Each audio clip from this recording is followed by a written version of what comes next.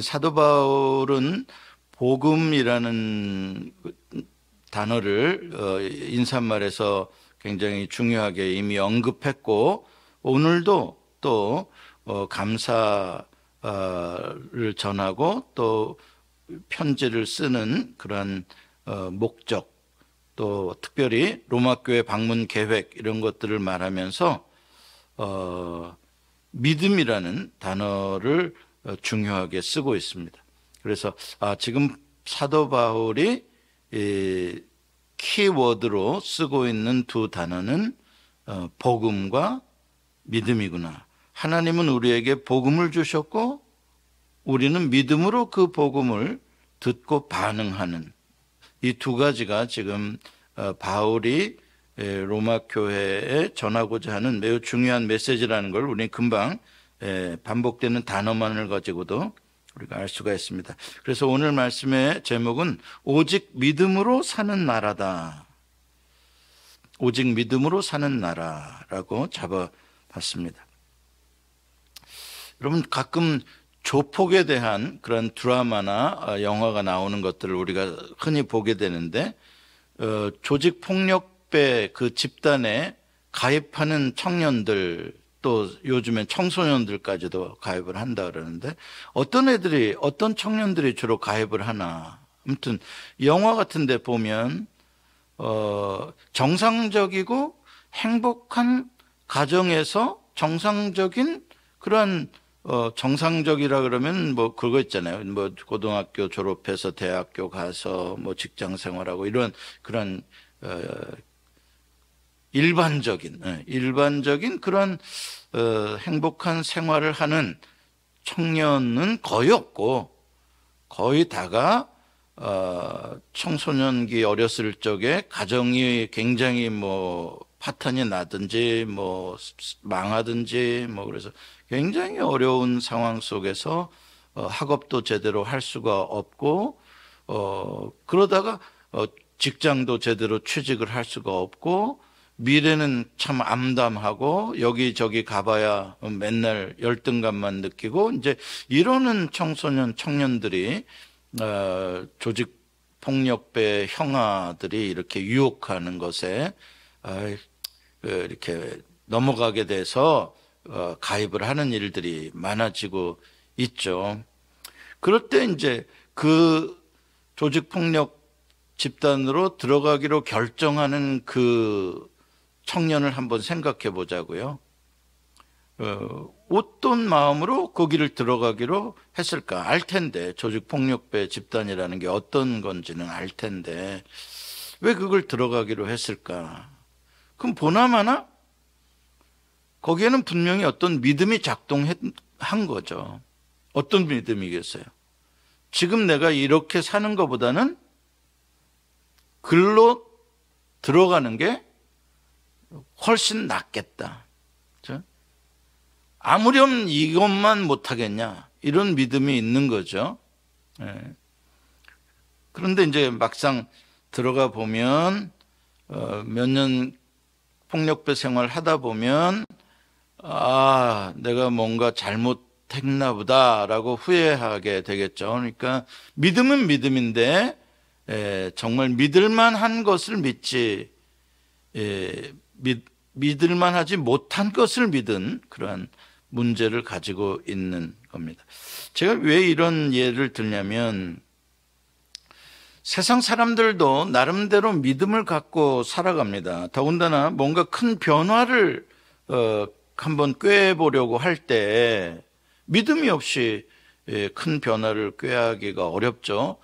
예를 들어서 명예퇴직을 신청할까 말까, 신청하기로 하려면 어떤 믿음이 필요합니다. 적어도 내가 지금 직장 다니는 것보다 명예퇴직하고 일시불로 뭔가 돈을 받아서 그것을 잘 투자하면 지금 직장 생활하는 것보다 훨씬 더 내 삶이 좋아질 거야 라는 어떤 믿음이 있어야 인생의 중요한 결단을 할 수 있는 거죠.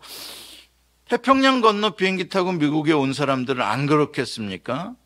한국에 사는 것보다 그래도 미국에 사는 게 낫겠지라는 믿음이 있어야 그 어려운 이민 수속을 밟고 그곳에서의 삶을 정리하고 올 수 있는 거지, 그 믿음이 없으면 그렇게 큰 엄청난 일을 저지를 수가 없는 겁니다.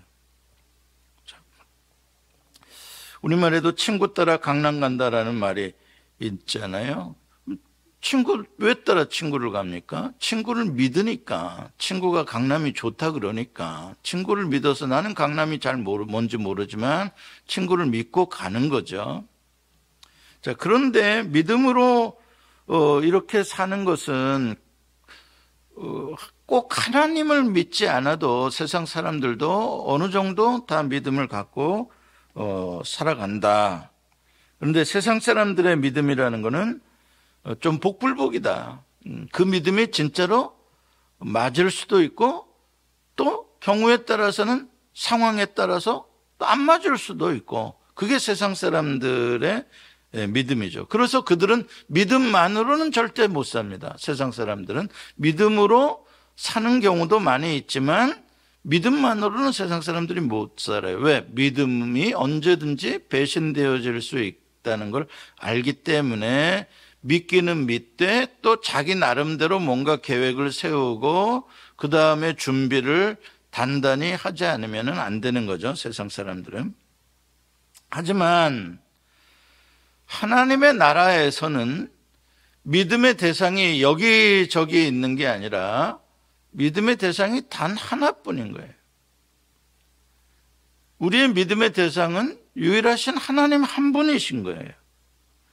그러니까 우리의 믿음이 실패할 수가 없는 이유죠.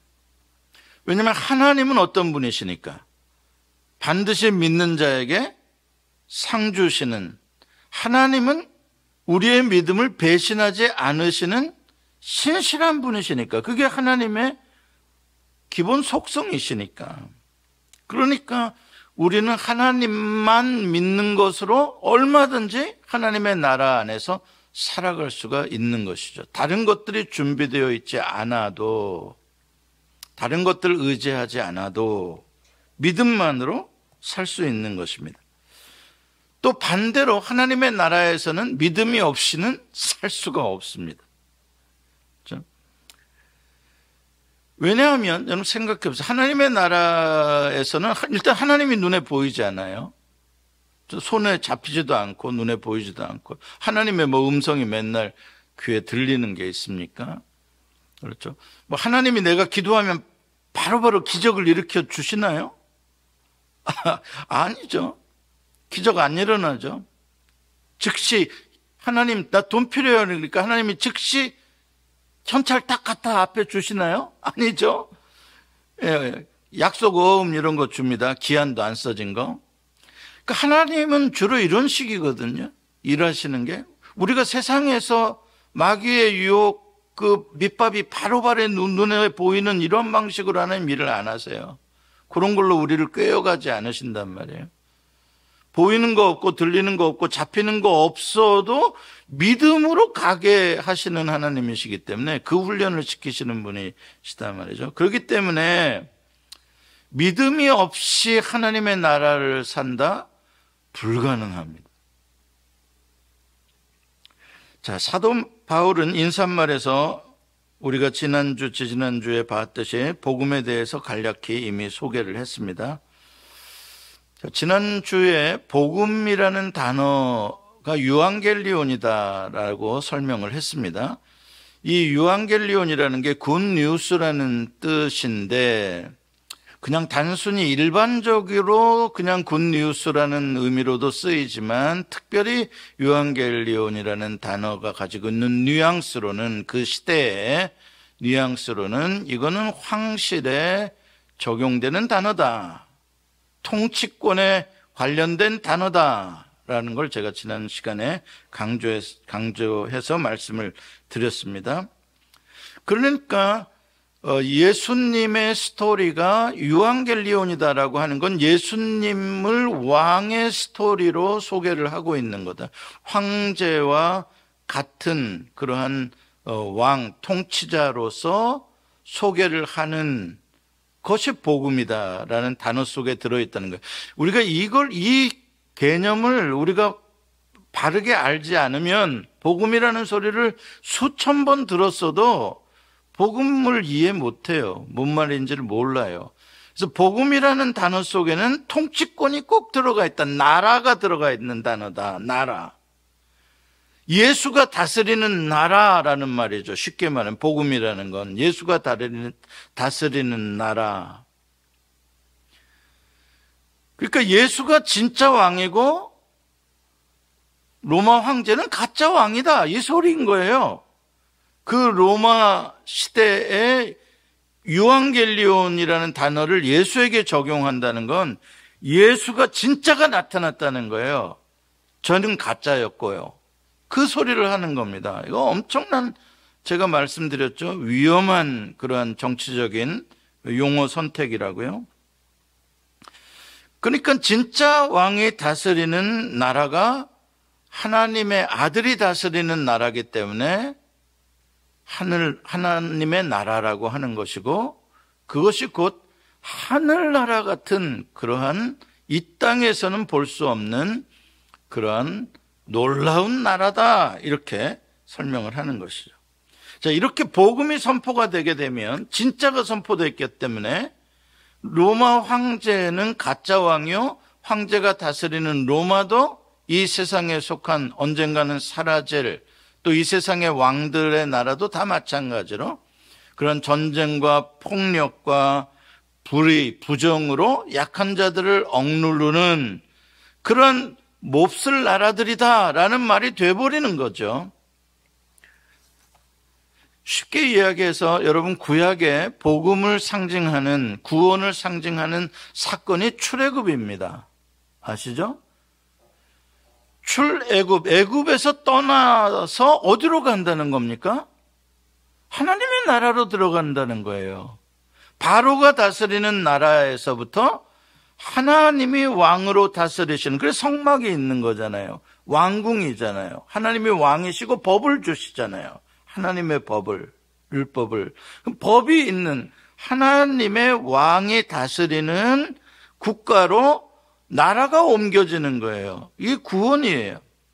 그리고 그 나라로 하나님이 다스리시는 나라 속으로 들어가고 초대받은 게 복음이고요. 우리가 이 개념을 놓치면, 이 개념을 모르면, 이 신약과 구약에 다 있는 이 나라가 옮겨지는 이 개념을 모르면, 복음하면은 우리는 예수 믿고 이 땅의 나라에서 살다가 하늘나라로 간다, 이렇게 생각하는 거예요.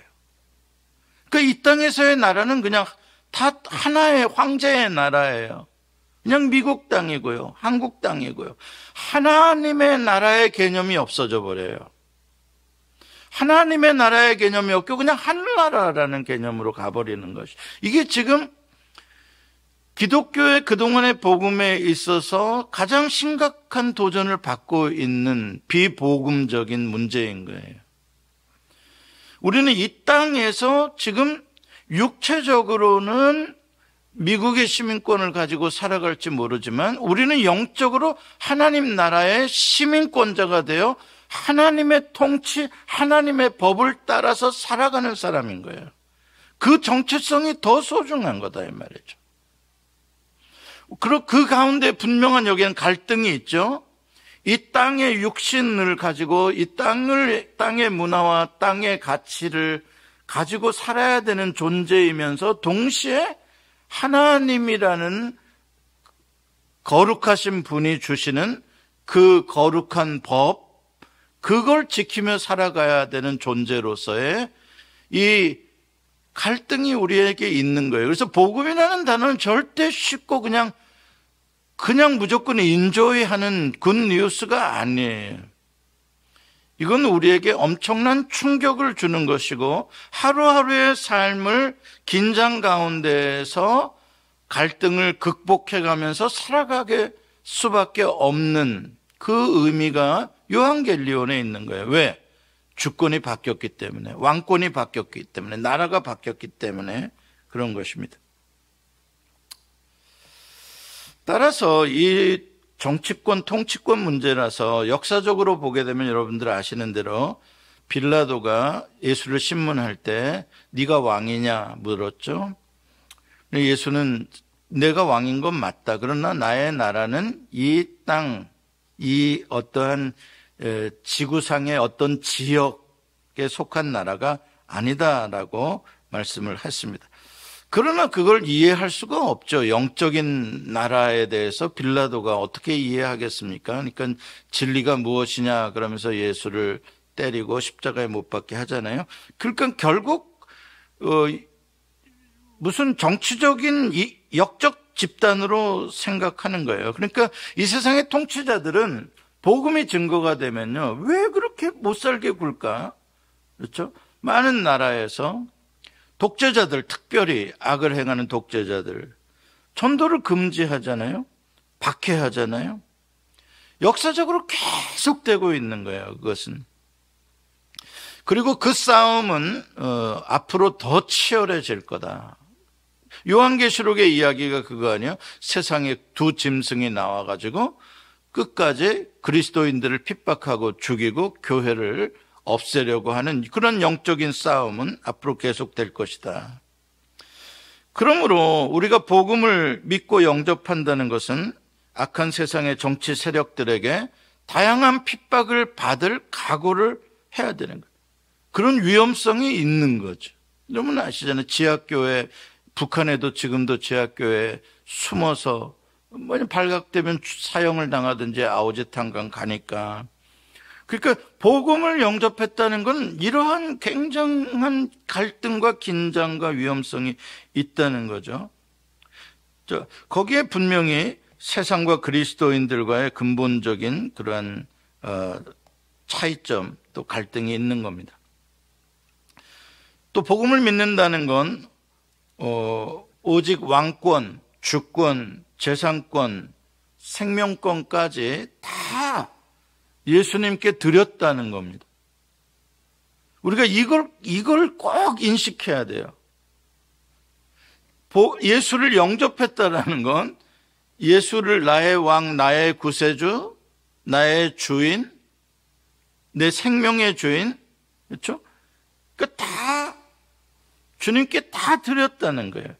이거를 인식하지 못하고 그냥 예수를 영접했다, 예수를 믿었다 그러면은 어떻게 되냐면 그냥 나는 내 인생 살아가는 거고 그 예수가 하나님의 복을 끌어다가 하늘의 복이든 땅의 복이든 모든 복을 나에게 부어주고 그래서 내가 무병장수 부귀영화 누리다가 죽어서도 하늘나라 가서 또 누린다. 완전히 로또 대박이다. 이제 이러한 생각을 갖게 되는, 자기의 주권과 자기의 왕권, 자기의 재산권, 자기의 생명권을 예수님께 넘겨드렸다라는 생각을 전혀 안 하는 상태죠. 그러면서도 예수를 믿는다고 말하는 거죠. 이게 바로 유한겔리온이 가지고 있는 나라를 옮겨갔다는 건 주권을 완전히 그분에게 드렸다는 인식을 못하는 거예요.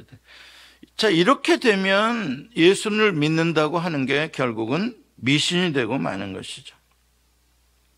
다시 한번 강조합니다. 복음을 영접했다라고 하는 것은 새로운 내 인생의 왕권을 영접했다는 뜻이고 그 예수의 나라에 들어가서 예수님이 말씀하시는 법에 순종하며 살겠다는 겁니다. 그게 예수를 믿는 것이고 예수를 영접하는 것입니다. 그래서 사도 바울은 그 결과 자기를 예수의 노예다라고 말을 하는 거예요. 내가 예수의 노예가 되기로 스스로 결정했다. 그 나라 속에 예수를 주님으로 모시고 사는 게 나는 최고의 행복의 나라라고 믿기 때문에. 그러니까 예수를 얼마나 믿는 거예요. 하나님을 얼마나 믿는 거예요. 완전히 믿는 거죠. 정말 내 걸 다 드려도 아깝지 않을 나를 더 나되게 만들고 나를 더 행복하고 가치 있게 만들 분으로 믿는 거죠. 그러니까 스스로 예수의 노예다라고 바울은 말을 하는 거예요. 자, 여기에서 이제 많은 그리스도인들이 신앙적인 갈등에 빠지게 되는 것입니다. 예수님을 나의 주, 나의 왕이라고 입으로 고백하고 머리로는 내가 알겠는데 실제로 나의 삶 속에서는 온전히 안 믿어지고 온전히 순종이 안 되는 것입니다. 이게 이제 어려운 거예요. 뭐지? 예수를 믿습니까? 예, 믿습니다. 예수님이 당신의 주입니까? 예, 아멘. 예수님이 당신의 왕입니까? 예, 아멘. 자, 이런 얘기는 했어요. 그런데 너 재산 다 팔아라. 이런 소리를 이제 나쁜 이단들은 이제 직접 적용도 하는데, 그러니까 뭔가 감당할 수 없을 만큼의 헌신을 요구한 때, 이거 굉장히 생각이 복잡해집니다. 이제 이거는 그 단순한 일이 안 돼요. 이제 그거는 계산이 많이 되어져요. 그러니까 이러한 우리 안에서의 모순성이 있다는 거죠. 그렇죠? 모순성이 있다는 거예요. 작은 일에도 내 생각이 먼저 앞서고요. 내 감정이 먼저 앞서고요. 주님이 용서하고 주님이 화해하라고 하시는 거 같은데 안 되는 거야. 이거 누가 주인이냐고 실제로. 그러니까 이게 우리의 갈등이단 말이죠. 안다고 하는 것, 믿는다고 하는 것과 실제로 그 믿음으로 사는 순종이 잘 안 되는 거예요. 그러니까 예수를 믿는다고 예수님께 주권도 재산권도 생명권도 다 넘겨드렸다라고 말은 하는데, 그런데 이게 실제로는 돈도 여전히 내 거고 재능도 여전히 내 거고 시간도 여전히 내 거고 생명은 진짜 내 거고 이렇게 되는 거죠. 그러니까 말로만 죽으면 죽으리다, 뭐 에스더의 믿음을 닮은 용사가 되자 뭐 이러는데, 죽으면 죽으리라는 상황이 우리한테 예수 믿으면서 몇 번이나 오겠어요? 실제로 거의 안 옵니다. 아마 여러분 돌아가실 때까지도 그런 상황 안 올 겁니다. 그냥 죽으면 죽으리라 정도 하지 말고 한 절반만 죽어줘도 굉장히 대단한 건데, 그러니까 이게 말과 삶이 잘 안 돼요. 일치가. 믿고 싶은데 안 믿어지는 상황이 너무 많은 거죠. 이게 우리의 신앙생활의 갈등인 거죠. 그러니까 제가 이게 잘못됐다는 게 아니에요. 이게 나라가 옮겨진 거고 주권이 옮겨진 거기 때문에 여전히 내 주권으로 살고 싶은 육적인 욕망과 믿음으로 영으로는 주권을 넘겼다고 하는 생각과 충돌이 우리 안에서 일어난다는 거예요. 그래서 끊임없이 마음은 원이로되 육신이 약하도다 소리를 하는 거예요. 그게 나쁜 게 아니라 현실이다 이 말이에요. 사도 바울조차도 오라 나는 공고한 사람이로다. 누가 이 사망의 몸에서 나를 건져내려 하는 절망감이 우리 안에 이 엄청난 갈등이 있다는 걸 알아야 되니까, 제발 복음이라는 게 너무 쉽고 그냥 굿뉴스 할렐루야 뭐 천당 가고 이러한 히도니스틱하게 복음을 받아들이지 말라는 거예요. 복음은 이건 굉장히 시리어스한 엄청난 충격을 우리의 삶에 주는 일들이에요. 세상과 우리가 충돌할 수 있고요, 우리 자신 안에서의 나와 주님의 주권이 충돌할 수 있는 절대 쉽지 않은 겁니다. 복음이라는 게.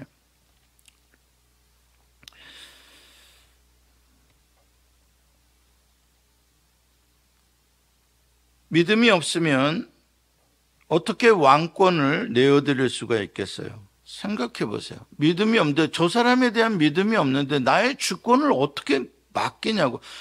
저 사람이 하는 대로 내가 어떻게 따라 사냐고. 믿음이 없이 불안하잖아요, 맡겨놓으면.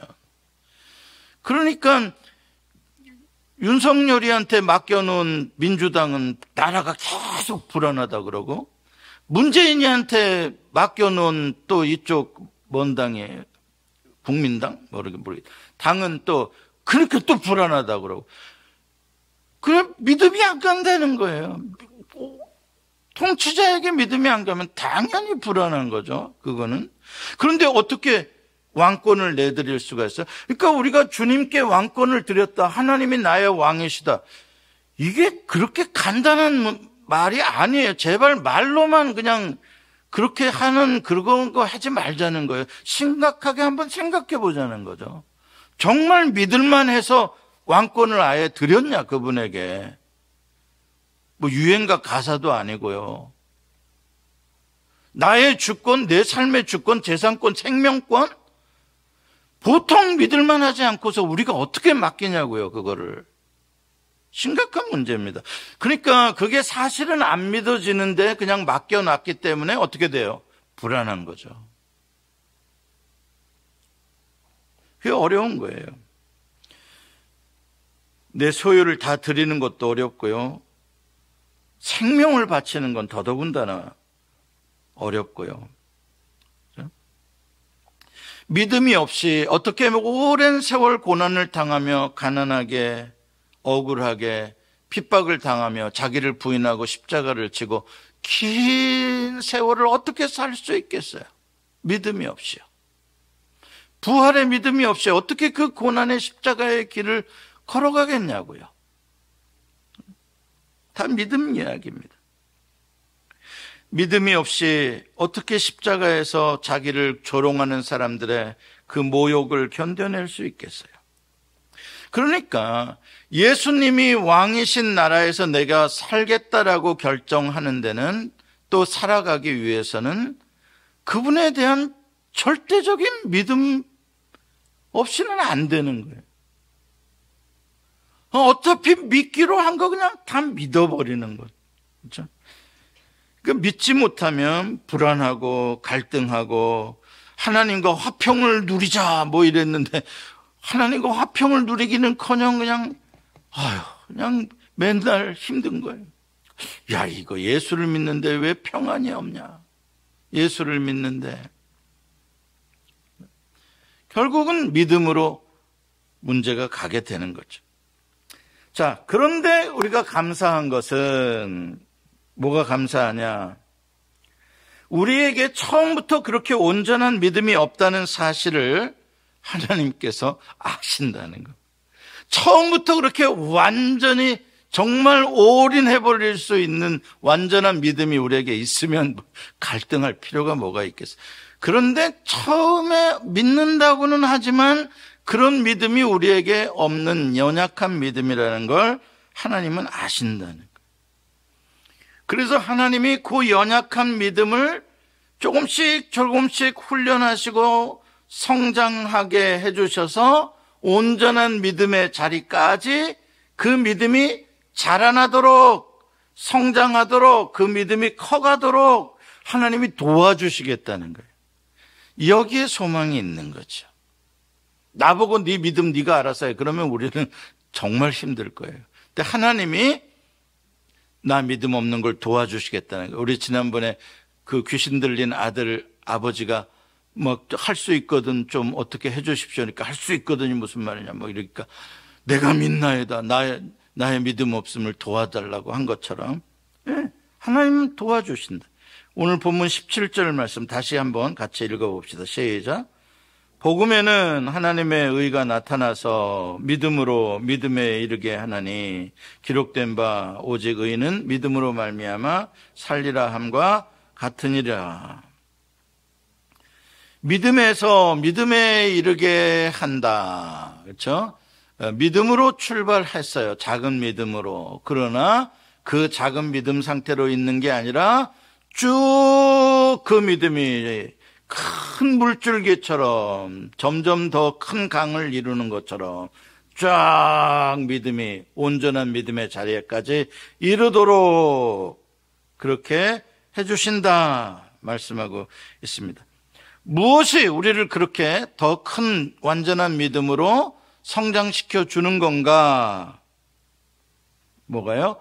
복음 안에 뭐가 있길래 복음에 뭐가 나타났다? 하나님의 의가 나타나서 복음에 나타난 하나님의 의를 경험하고 알면 알수록 어떻게 된다? 믿음은 점점 커진다.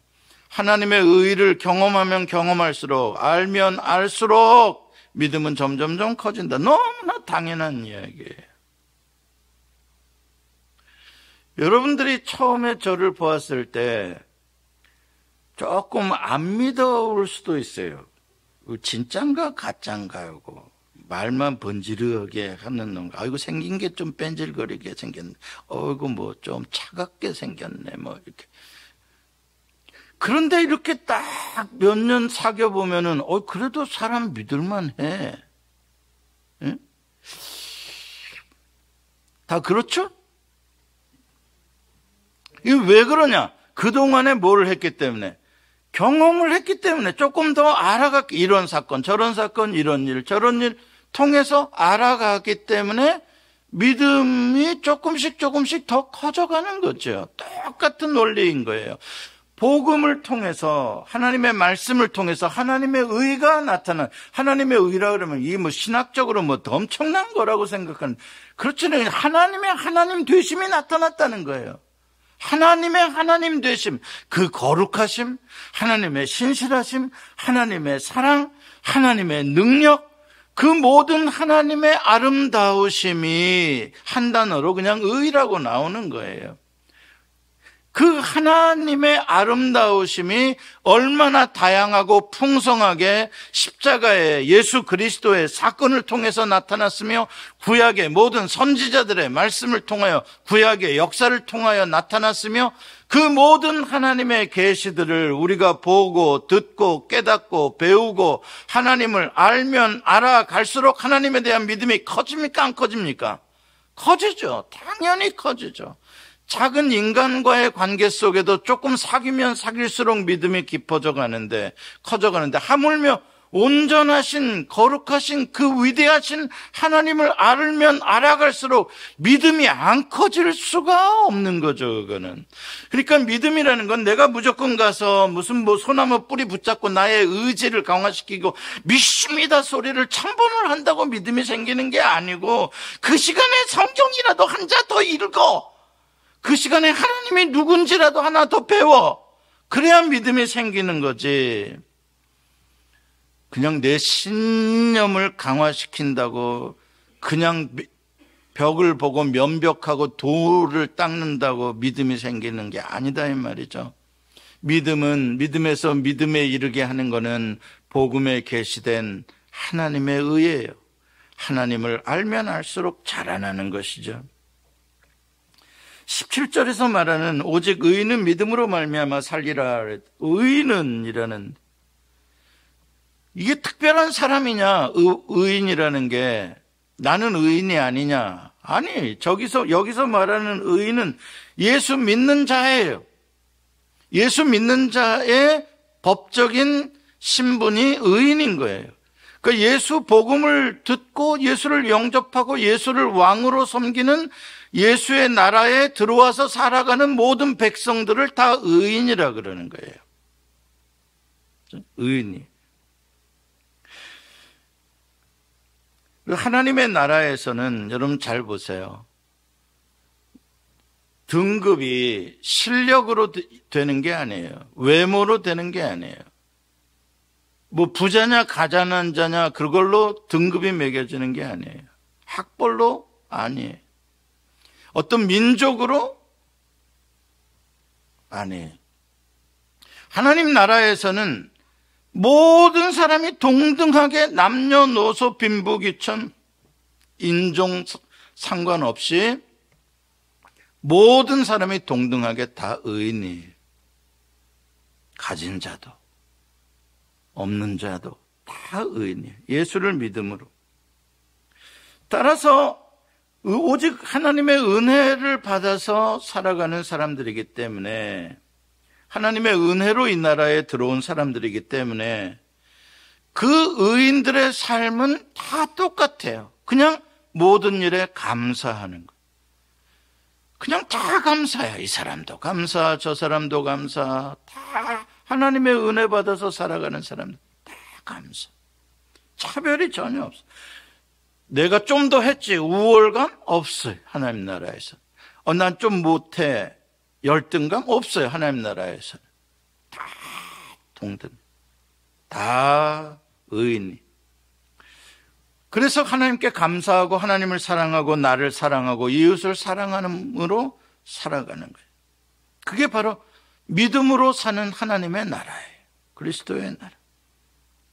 그렇게 사는 나라가 좋기 때문에 우리는 세상 나라를 버리고 그리스도의 나라로 옮겨온 거예요. 그렇게 사는 게 나는 재미없다. 나는 좀 폼도 잡고 싶고 내 아래 좀 사람 좀 몇천 좀 깔아놓고 좀 살고 싶고, 딱 물 떠와. 그럼 딱 떠오고 말이야. 응? 난 좀 이렇게 좀 뽀대 있게 살고 싶다 그러면 하나님 나라 안 들어와야 돼. 나라를 잘못 찾아온 거야. 그냥 세상 나라에서 그렇게 살아야 돼, 그 사람. 그 자기 스타일에 맞아, 그게. 하나님 나라에 들어와가지고 내가 좀 더 했으니까 내가 우월하지. 이런 방식으로 살려면 바로 충돌이 돼버려요. 하나님 나라에 들어왔는데도 내가 열등감으로 맨날 눈치나 보고 이러고 산다면 그것도 바로 충돌되는 이야기예요. 하나님 나라가 뭔지를 모르는 거예요. 그러려고 하나님 나라에 들어와요? 여전히 못난쟁이로 살아가려고? 아니잖아요.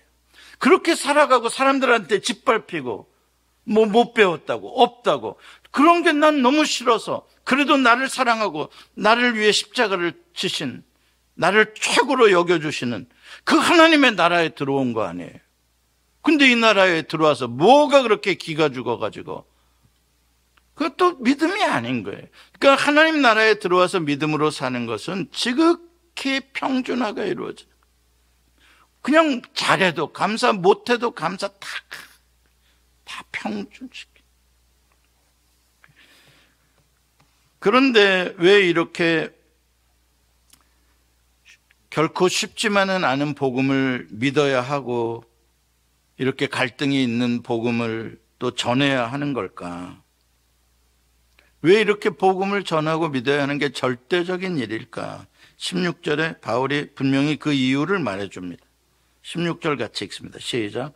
내가 복음을 부끄러워하지 아니하노니 이 복음은 모든 믿는 자에게 구원을 주시는 하나님의 능력이 됨이라. 먼저는 유대인에게요 그리고 헬라인에게로다. 복음의 의미를 모르는 사람들은 어때요? 세상 사람들은 당연히 조롱하죠. 더군다나 세상의 통치자들, 힘 가진 자들은 평준화시킨다고 하니까 복음을 완전히 대적하죠. 모욕하죠. 자, 그래서 세상 사람들의 가치로 보건되는 복음은 말도 안 되는 웃기는 이야기예요. 주권을 넘기라니, 재산권을 넘기라니, 말도 안 되는 이야기들이죠. 그러나 그 세상 사람들의 악한 조롱에도 불구하고 사도 바울은 전혀 조금도 그런데 마음 쓰지 않고 부끄러워하기는커녕, 그렇죠?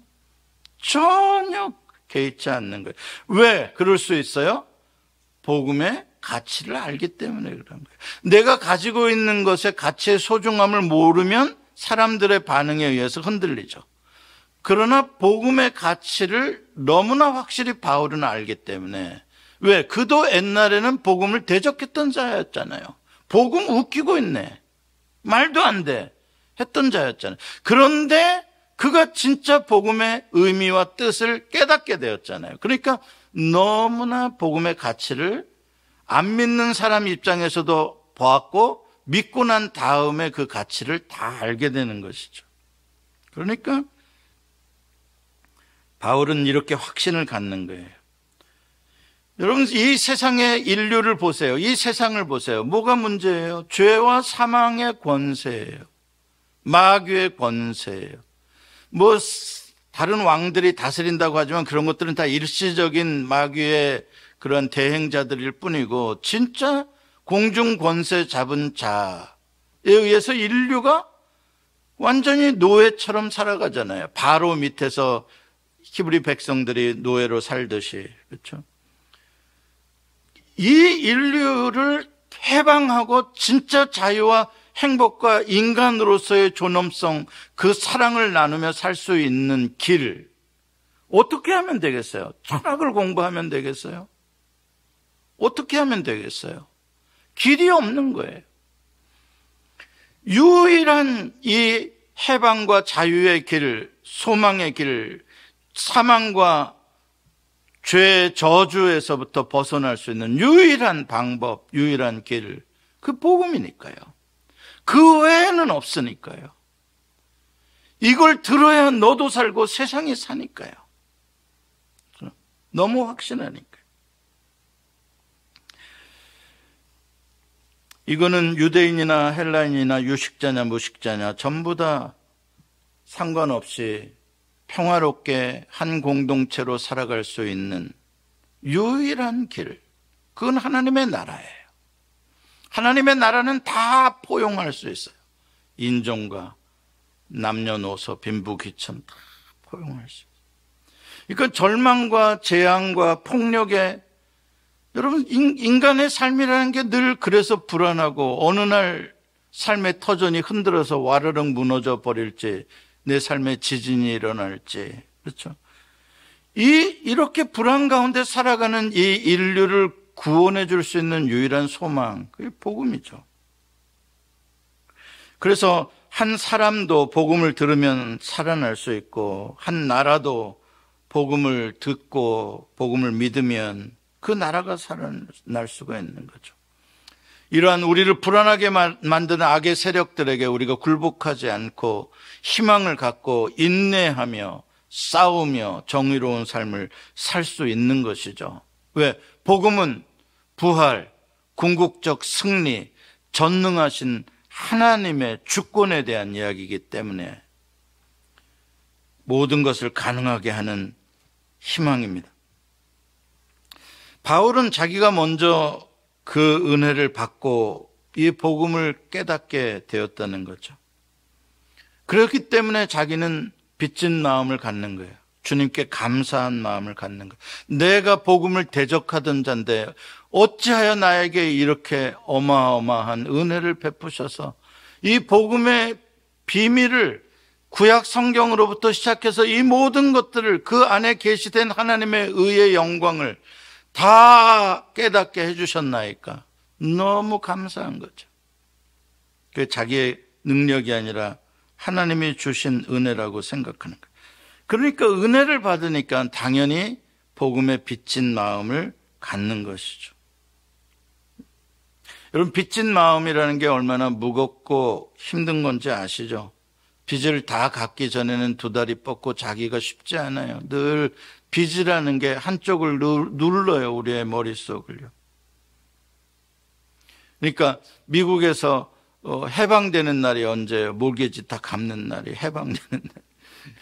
계속 이거 묶이고 저거 묶여 있는 그 살아가는 거예요. 빚이라는 게 그렇게 힘들어요.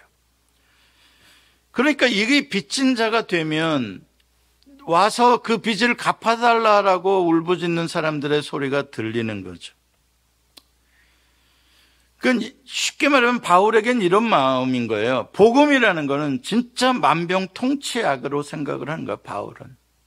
근데 세상의 곳곳에 그냥 이 약을 쓰지 못해서 죽어가는 사람들이 너무 많은 거예요. 다 그러는 거예요. 근데 나는 그 약을 가지고 있는 거예요. 그게 어마어마한 의무감, 책임감이 드는 거죠. 빚진 마음 플러스 내가 가서 이 약을 먹여서 저들을 살려야 하는데, 그렇죠? 그러니까 미친 듯이 방방곡곡 사도 바울이 복음으로 변화된 이후로 그걸 하는 거예요. 강물도 못 맞고 바닷물도 못 맞고 그 어떤 정치 세력도 못 맞고 바울은 그걸 다 극복하며 고난의 길을 걸어서 복음을 전하는 것이죠. 말씀을 맺습니다. 사랑하는 성도 여러분, 우리가 왜 이렇게 믿음이 자라지 않느냐, 왜 이렇게 믿음이 약하냐. 성령 한번 팍 받으면 믿음이 그냥 팍 충전이 됩니까? 요즘에 게임하는 사람들 이렇게 파워가 줄어들면은 얼마 주면 또 파워가 리차지 해주는 게 있더라고. 그러면 그냥 금방 그냥 파워가 20으로 떨어졌던 게 100으로 팍 찬. 성령 충만이 그렇게 하면 믿음이 팍 찬. 그런 식으로 믿음을 생각하니까 그동안에 헛된 믿음이 된 거예요.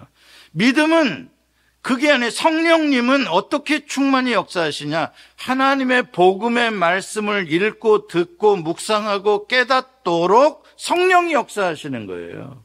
하나님의 말씀 빼버리고 성령이 역사해서 믿음이 좋아진다? 그런 말은 속임수예요. 그렇지 않아요. 믿음이 자라나기 위해서는 말씀을 풍성히 먹어야 하는 과정이 꼭 있어야 한다는 거예요. 성경 공부하자 그러면 빠지고, 수요예배 드리자 그래도 빠지고, 맨날 이리 빠지고 저리 빠지는데 믿음은 좋아진다? 그런 방법 있으면 나 좀 가르쳐줘 좀. 아니, 나만 가르쳐주지 말고 사람들 좀 다 좀 가르쳐줘봐. 그렇게 쉽게 믿음이 자랄 수 있어.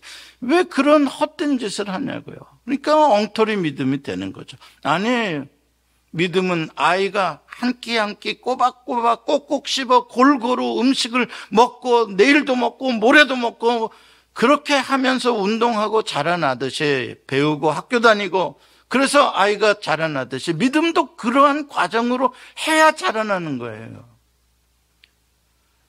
여러분에게 이 복음에 대한 더 깊은 하나님을 아는, 하나님의 의를 아는 것이 더 풍성해져서 진짜 모든 주권을 주님께 그냥 탁 맡겨드리고도 마음 탁 편히 살 수 있는 그 하나님 나라의 세계를 꼭 경험하시기를 축원합니다. 기도하시겠습니다.